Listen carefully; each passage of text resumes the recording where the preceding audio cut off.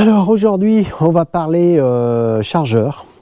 Alors c'est très bien comme voiture, hein, il n'y a pas de souci, on a déjà fait presque 2000 km avec. Rien de particulier à dire, ne serait-ce que maintenant, il faut trouver la solution de charge pour que tout se passe bien. Parce que MG nous a fourni un chargeur, comme celui-ci. Mais voilà, celui-ci, c'est un chargeur qui est fait pour toutes les maisons qui sont équipées d'une petite prise de 120 volts, pour le plus grand nombre, on va dire. C'est-à-dire que la densité énergétique est tellement faible en charge que ça n'a pas d'intérêt. Pour recharger une voiture comme la nôtre, une 77 kW, il faut presque 29h50. Donc on ne voit pas l'intérêt de brancher pendant 30 heures une voiture dans le secteur. Alors, ce chargeur, malheureusement, il va rester en ultime secours, mais il n'a absolument aucun intérêt en soi.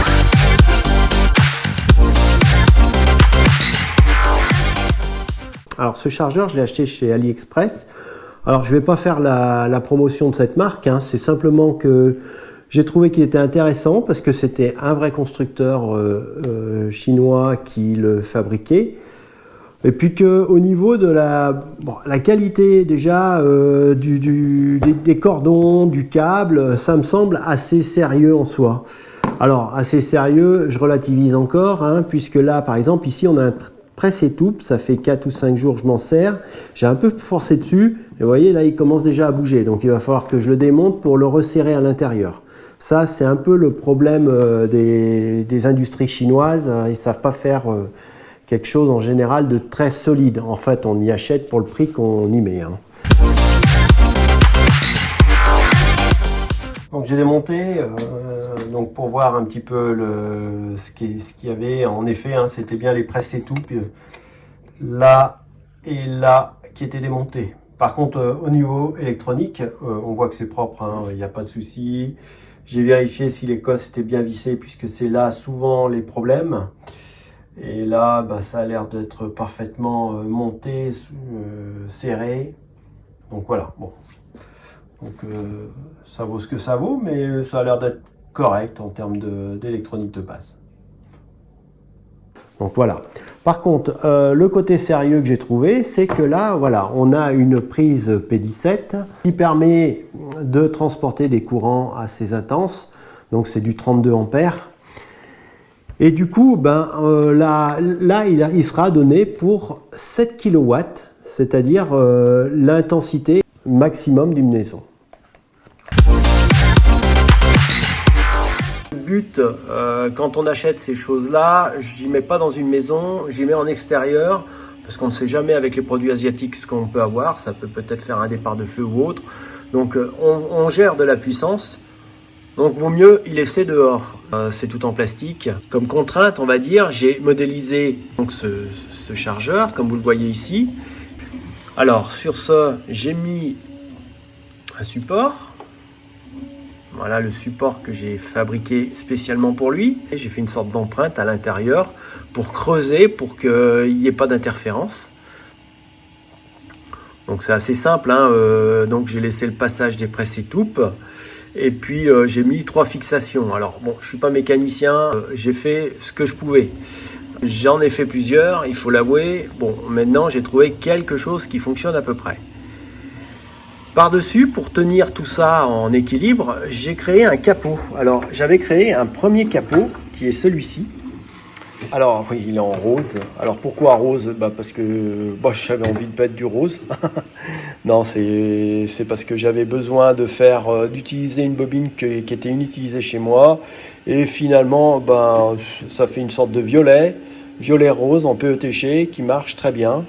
Donc que j'avais depuis des lunes, mais bon, c'est vrai que c'est pas une couleur qu'on utilise très très souvent. Mais finalement, ça lui va très bien à ce chargeur. J'ai mis donc le blocage des boutons directement et j'ai vu que ça fonctionnait très bien. Par contre, alors on a l'histoire du fil. Le fil, on ne sait pas quoi en faire. On a un fil qui fait 5 mètres de long et du coup il fallait absolument qu'on trouve un moyen pour l'enrouler. Alors il nous donne chez Ferré un petit adaptateur qui permet de gérer ça. Alors, cette prise est livrée avec un cabochon en caoutchouc souple pour protéger la prise. Alors, c'est très important puisque on connaît des amis qui ont laissé en fait traîner la prise par terre et malheureusement avec l'humidité, ça s'est mis à l'intérieur et ça faisait sauter la maison. C'est pour ça que il faut absolument lui mettre un support correct. Alors, avec Ferré, il livre un petit cabochon comme ça, là, qui est un support. En fait, quand on le met sur le mur, voilà, on vient enrouler le câble autour. Donc, jusque-là, tout va bien, sauf que il faut qu'on mette la prise comme ça, directement. Et là, ça dépasse du mur. Et ça, c'est pas très bon. Parce que nous, de notre côté, on va être dans une zone de passage gênant pour notre passage. Donc ce que l'on va faire, on va faire un autre système. On a notre support que je vous ai montré. Et ben, on va mettre le cap tout autour. Alors au départ, j'avais conçu un capot comme ça. Sauf que ce capot, bon ben voilà, on n'a pas de maintien. Donc ensuite, j'ai changé, j'ai mis un nouveau capot de ce type-là. Sauf qu'il n'avait pas assez de maintien du câble.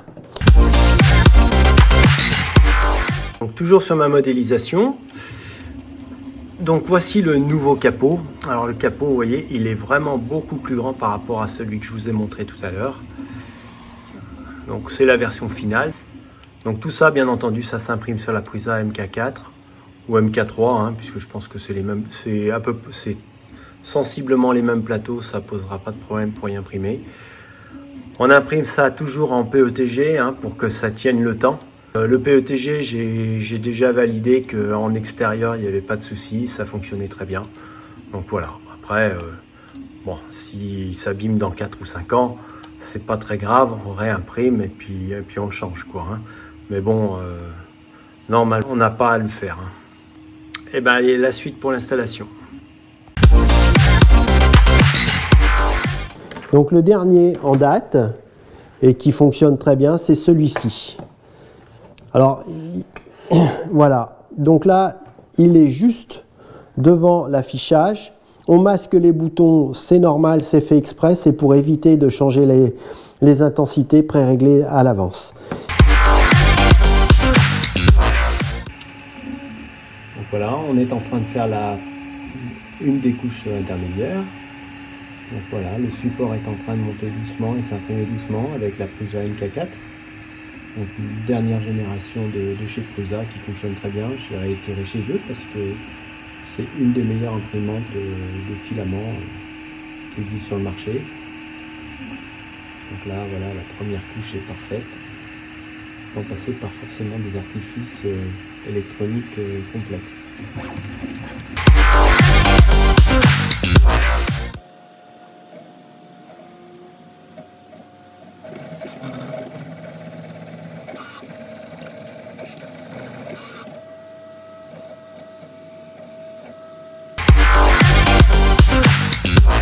Et ben écoutez, ça fait vraiment le job et ça fonctionne bien. Et au moins, ça évite que la prise tombe par terre et vienne en contact avec le sol humide. Voilà.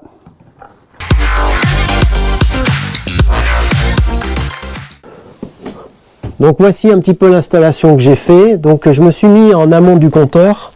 Donc là, on a les 10 carrés qui viennent de mon compteur externe. Et dessus, je me suis raccordé, j'ai pris un gros câble qui tient largement au-delà de 32 ampères et qui a été raccordé directement sur ce petit tableau qui lui est directement relié à ma prise extérieure. Donc voilà, après c'est mis en goulotte. J'ai bien sûr récupéré la terre de mon tableau principal qui est en 10 carrés. Attention, hein, il faut bien respecter les jauges de terre, etc. Et puis ben voilà, ça fait comme ça une installation conforme.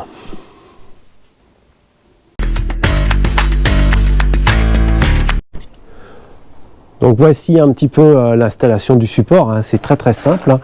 Donc voilà, 4 vis, donc j'ai percé 4 vis que j'ai mis à l'intérieur avec cheville et puis c'est tout. Une fois qu'on a fait ça, eh ben, on met notre prise en haut. Je l'ai volontairement mis en haut pour éviter que quelqu'un la touche. Puisque bon, ce genre de prise, normalement, c'est pas forcément conseillé à mettre dans les maisons. Voilà, après bon, moi je les mets en hauteur comme ça, bah, personne ne peut y toucher, il y a une notion de sécurité supplémentaire. Alors ensuite après, ben, je monte mon chargeur qui est actuellement en fonctionnement. Alors bien sûr, il pourrait tenir mobile comme ça en l'air, hein, ça c'est pas un problème, mais bon, c'est pas très pratique. Et puis ensuite après, et ben voilà, directement mon système. Voici notre solution, on va dire clé en main. Donc là voilà mon support mural comme je vous l'ai montré. Et là moi j'ai mis, donc là on a les 3 boutons de réglage. Donc moi j'ai réglé sur 28 ampères. Je vais vous expliquer pourquoi, parce que je ne veux pas faire sauter la maison à chaque fois qu'on va charger la voiture. On pourrait monter à 32, mais ça n'a pas véritablement d'intérêt. Une fois que mon chargeur mural est prêt, je vais vous montrer un petit peu comment ça marche sur la voiture. Alors la voiture, on va l'ouvrir. Voilà, on la branche ici. Alors sur mon téléphone, j'ai mis une charge programmée. Donc du coup, ça ne va pas forcément démarrer tout seul. Donc là, voilà, on se connecte sur la voiture. Donc ça, c'est assez sympathique. Et là, par exemple, je veux commencer à charger. Donc je mets mon mot de passe. Et là, on va voir le chargement débuter. Voilà, on entend que ça clignote. La voiture est en cours de charge. Alors si on regarde sur notre tableau de bord ici, on voit qu'on charge à 27 ampères. Et là, on est à 5,6. Non, 6, pardon. Si on regarde par contre sur l'appli, on est à 5,3. Bon, voilà. Alors l'intérêt aussi, ça c'est pas mal parce que ça nous permet de voir à 90%. Là, j'ai par exemple réglé à 90%. Ça va être fini en 1 heure. Donc voilà, c'est assez rapide. En fait, à 6 kWh, ben, il faut vous dire qu'en 10 heures, c'est 60 kW. Donc c'est largement suffisant pour une voiture de 77 kWh.